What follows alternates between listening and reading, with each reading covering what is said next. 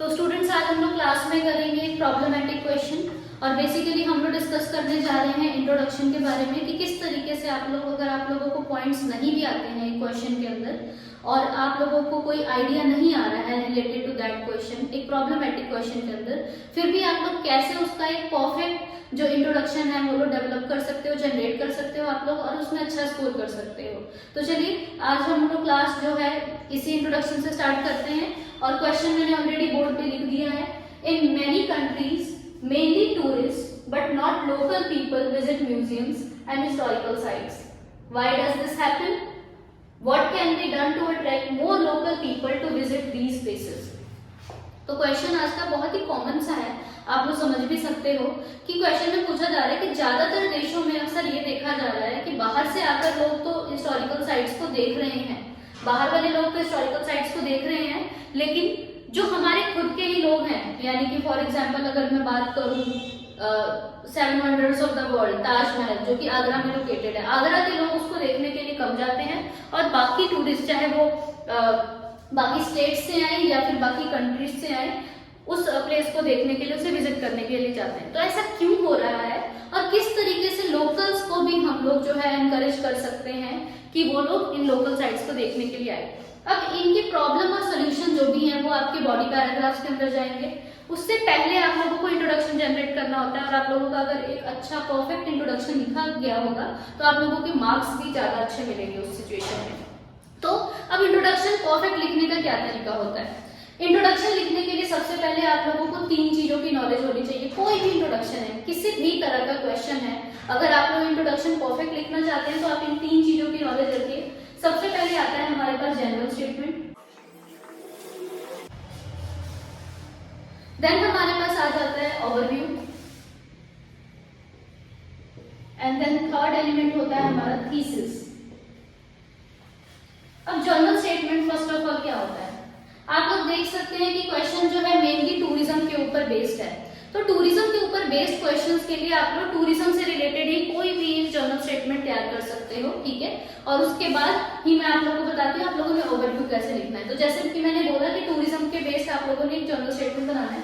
आप लोग को पहले वाली वीडियोस में भी मैंने बता रखा है कि अगर आपको कुछ और स्टार्टर नहीं समझ आता है तो आप लोग sentence there is no denial in the fact से शुरू कर सकते हैं। There is no denial in the fact आपका एक स्टार्टिंग सेंटेंस हो गया जिससे आप लोग अपने स्टेटमेंट्स को स्मूथली स्टार्ट कर सकते हैं। अब मैंने बताया है आप लोगों कि आप लोगों को टूरिज्म के ऊपर जो है पूरा सेंटेंस बनाना है जो कि जनरल स्टेटमेंट का आप लोगों के काम करेगा। तो आप लोग लिखोगे there is no denial in the fact that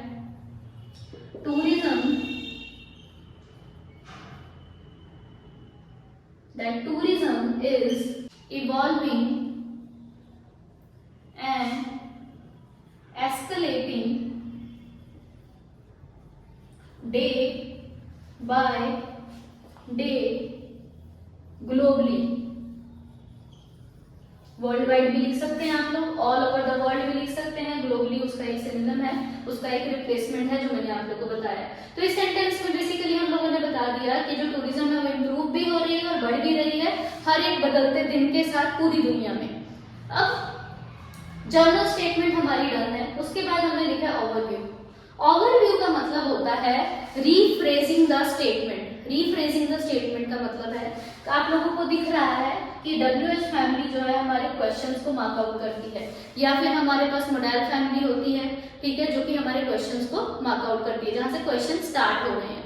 question से पहले जितना भी आपको सेंटेंस दिया हुआ है जब आप इसको अपने लैंग्वेज में चेंज करके लिखते हैं तो वो रीफ्रेज कहलाता है, वो ओवरव्यू कहलाता है। तो यहाँ पे हम लोग देख सकते हैं कि पहले भी मैंने एक्सप्लेन कर दिया कि ज्यादातर कंट्रीज में बाहर के लोग घूमने के लिए आ रहे हैं, हिस्टोरिकल साइट्स देखने के लिए आ रहे हैं और वहाँ के जो इंडिजीनियस लोग हैं यानी कि लोकल लोग हैं वो कोई ज्यादा इंटरेस्ट नहीं दिखा रहे हैं इन प्लेसेस को विजिट करने में और स्पेशली इसका असर पड़ रहा है यंगस्टर्स पे। तो बात की बातें हैं, तो हम किस तरीके से इस स्टेटमेंट को रिफ्रेश कर सकते हैं मैं आप लोगों को वो बताने जा रही हूँ।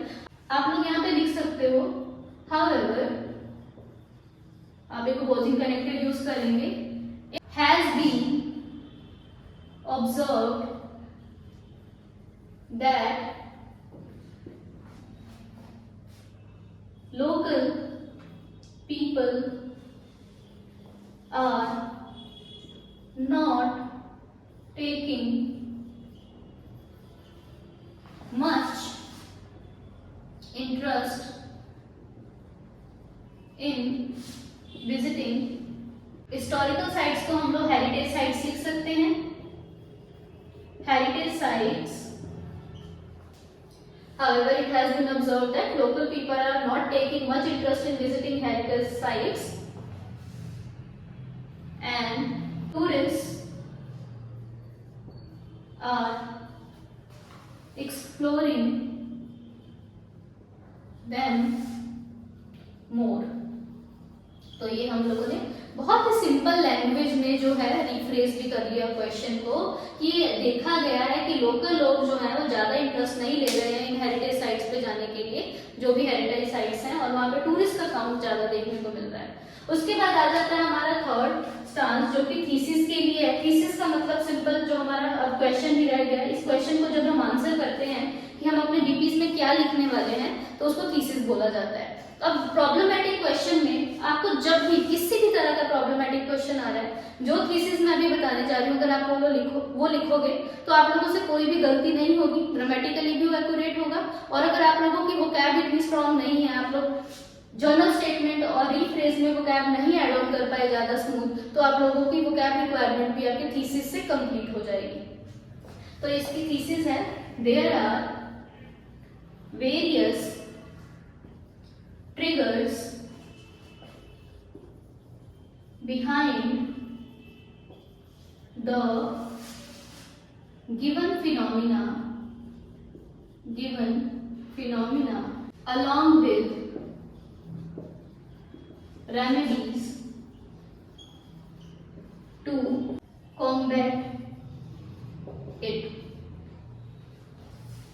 यहाँ पे वेरियस का मतलब मैनी, ट्रिगर्स का मतलब रीजंस, फिनोमिना का मतलब ट्रेंड, रेमेडीज का मतलब सोल्यूशन और कॉम्बैट का मतलब फाइट। यानी कि इस चीज के बहुत से कारण हैं, जो भी हमें सिचुएशन देखने को मिल रही है, इस ट्रेंड के पीछे बहुत सारे कारण हैं और साथ ही में इसके सोल्यूशंस भी हैं जिससे हम लोग इस प्रॉब्लम से लड़ सकते हैं। यानी कि हम लोगों को इन्फ्लुएंस कर सकते हैं, उन्हें एनकरेज कर सकते हैं, मोटिवेट कर सकते हैं कि वो लोकल साइट्स पे जाएं, लोकल हेरिटेज हिस्टोरिकल मॉन्यूमेंट्स में जाएं और खुद भी नॉलेज गेन करें और अपनी नेक्स्ट जनरेशन को भी नॉलेज ग्रास्प करने में हेल्प करें। तो ये हमारा पूरा इंट्रोडक्शन है प्रॉब्लमेटिक क्वेश्चन का, और उम्मीद करती हूँ आप सब लोगों को इजीली समझ आ गया होगा। हमें सुनने में हमेशा लगता है कि क्वेश्चन हमने कर लिया, हमने समझ लिया है, बट जब तक आप लोग लिख के खुद इसको प्रैक्टिस नहीं करोगे तब तक आप लोग अपने स्कोर्स को इम्प्रूव नहीं कर पाओगे। तो आप लोग रैंडमली भी कोई भी क्वेश्चन जो है उठा सकते हो और इन तीनों एलिमेंट्स का ध्यान रखते हुए अपना इंट्रोडक्शन लिख के देखिए और मुझसे चेक करवाइए ताकि आप लोग अपनी स्कोरिंग इंप्रूव कर पाएं। और जो मेरे ऑनलाइन स्टूडेंट्स हैं जो इस टाइम पे मेरी वीडियो देख के लर्न कर रहे हैं, उनके लिए मैंने स्क्रीन पे क्वेश्चन जो है ऐड ऑन कर दिया है, जिसको आप लोग लिख के प्रिपेयर कर सकते हैं, प्रैक्टिस कर सकते हैं। उससे आप लोग अच्छे तरीके से अपनी प्रॉब्लमेटिक क्वेश्चन की इंट्रोडक्शन को पॉलिश कर पाएंगे। तो स्टूडेंट्स, उम्मीद करती हूँ आप सब लोगों को ये क्वेश्चन अच्छे से समझ आ गया होगा। अगली बार हम लोग फिर एक अलग तरह के क्वेश्चन का इंट्रोडक्शन ट्राई करेंगे बहुत जल्द। हम लोग सिर्फ इंट्रोडक्शन की प्रैक्टिस करें और आप लोगों के लिए भी मैंने 2 क्वेश्चन जो है ग्रुप में ऐड ऑन कर दिए हैं ताकि आप लोग उनकी प्रैक्टिस कर सके और मैं कल उनको आपके नोटबुक्स में चेक करूंगी। सो स्टूडेंट्स, आई होप आप लोगों को भी मैंने पूरी मदद की है कि आप लोग इस पूरे टास्क के इंट्रोडक्शन को समझ सकें। और अगर आप लोगों को कोई भी क्वेरी है, कोई भी प्रॉब्लम आई है, कोई कंफ्यूजन है, तो आप मेरे कमेंट सेक्शन में लिख के भेज सकते हैं। आई विल ट्राई कि मैं आप लोगों की हर तरह से मदद कर सकूं और आप लोगों की आइल्स प्रिपरेशन में घर बैठे बैठे भी कोई भी कमी ना रहे। अगली बार फिर मिलूंगी आपके साथ एक नए लेसन के साथ और आप लोग की आइल्स जर्नी को इजी करने की कोशिश करूंगी। Stay tuned in with Cool and Easy for more such lessons. Till then, I'm taking your leave. Must like and share my video and do subscribe my channel.